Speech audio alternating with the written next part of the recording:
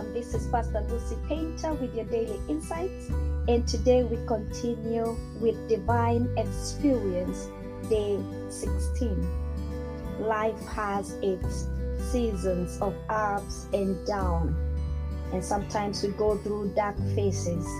It could be a sickness, a loss, a heartbreak, a divorce, loss of a job, just to mention but a few.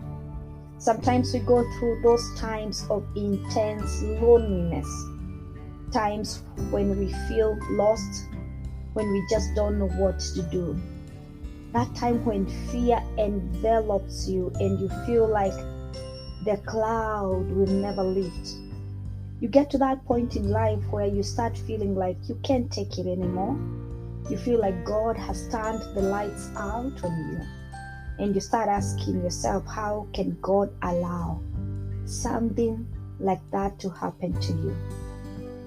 You may go through the season of people even giving up on you.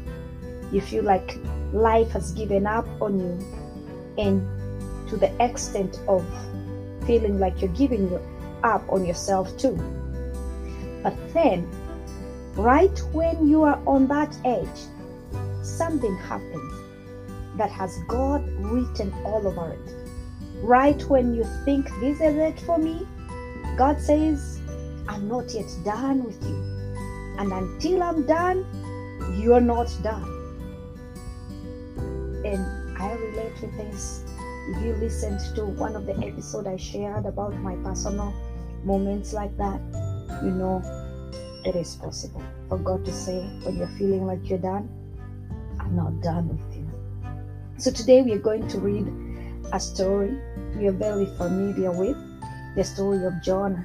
And we're going to read about his experience after Jonah was swallowed by the great fish. Jonah, from chapter 2 from verse 1 says, Then Jonah prayed to the Lord his God from the fish belly, and he said, I cried out to the Lord because of my affliction, and he answered me. Out of the belly of Sheol I cried, and you heard my voice. For you cast me into the deep, into the heart of the seas, and the floods surrounded me. All your billows and your waves passed over me. Then I said, I have been cast out of your sight, yet I will look again towards your holy temple. The waters surrounded me, even to my soul. The deep closed around me.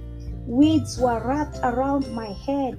I went down to the moorings of the mountain. The earth with its birds closed behind me forever.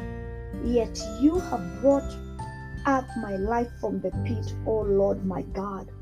When my soul fainted within me, I remembered the Lord, and my prayer went up to you into your holy temple. Those who regard worthless idols forsake their own mercy, but I will sacrifice to you with a voice of thanksgiving. I will pay what I have vowed. Salvation is of the Lord. So the Lord spoke to the fish, and it vomited Jonah onto the dry land. What a powerful, desperate prayer.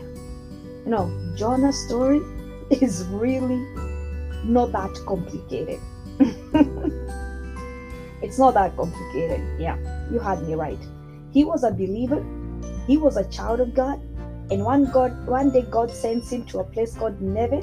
But Jonah, like a rebellious, resistant child, decides to run away from the Lord.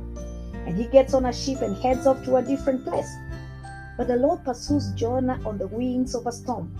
And when he realizes that those who are with him will perish with him in that storm, he confesses what he has done and asks them to throw him into the sea. But the Bible says that the Lord appointed a great fish to swallow Jonah.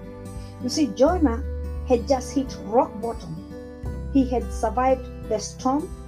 He had survived drowning, but now he was in a new depth. In his opinion, he was as good as dead. And he even says that he cried out from the depths of the grave. But after the experience he just had, after surviving all this, Jonah knew that there was no distance too long for the Lord to hear him. And so at a time when he needed most, when he most needed peace, at a time when he needed assurance, Jonah cried out to the Lord, and the Lord heard him. You know, sometimes it becomes so hard to pray when we are in distress. We become so engrossed in our sufferings that we forget that the Lord listens to us. We forget that we are not alone in our suffering. But Jonah says, out of the belly of Sheol, the Lord heard his voice. He knew he had never been out of God's hand. He knew he wasn't too far down, that he was out of God's reach.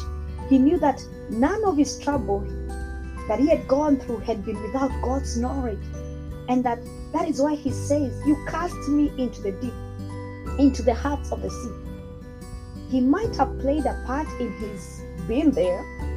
The sailors might have had a hand in him being there.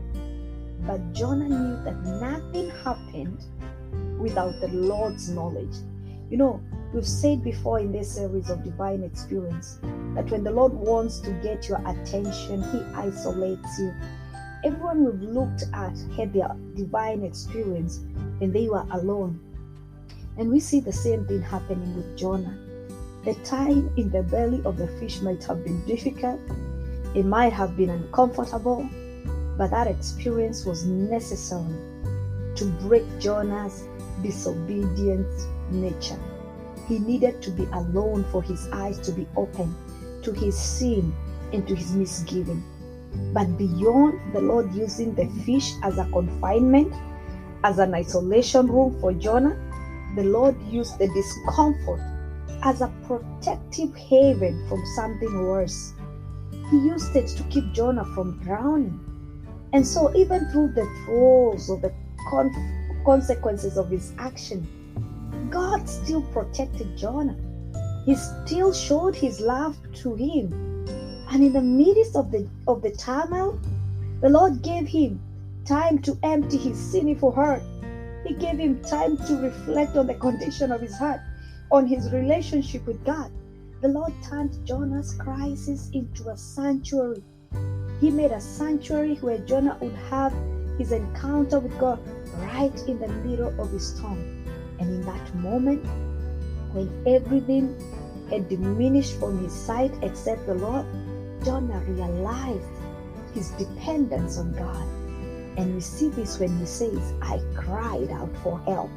In that moment, when there was nothing between him and God, when all distractions, his pride, and his prejudice had been removed, Jonah got his alone moment with God, and he surrendered. He submitted to God without reservation, and he was ready to obey. The Lord commanded the fish to release him. The Lord used the very thing that Jonah had thought to be his end to deliver him to the coast. The Lord desired for him to be in Nineveh, but his attempts to do things by his own mind, Jonah had ended up in the wrong place. But the Lord, in his sovereign timing, prepared a way to move him from the middle of the ocean to where he wanted him to be. And at the end of his divine encounter, Jonah had experienced something we have seen in so many of those who had an encounter with the Lord. His heart had been conquered by the Lord. His rebellious heart had been softened, and he was ready to answer his calling. It is my prayer today that we may recognize God's hand even in the midst of our suffering, that even in the deepest ends we may not take our eyes from the Lord. And if in our difficult moments we have lost sight of the Lord, may we look once more towards him. May we remember the Lord with gratefulness for preserving us even when we pass through the fire.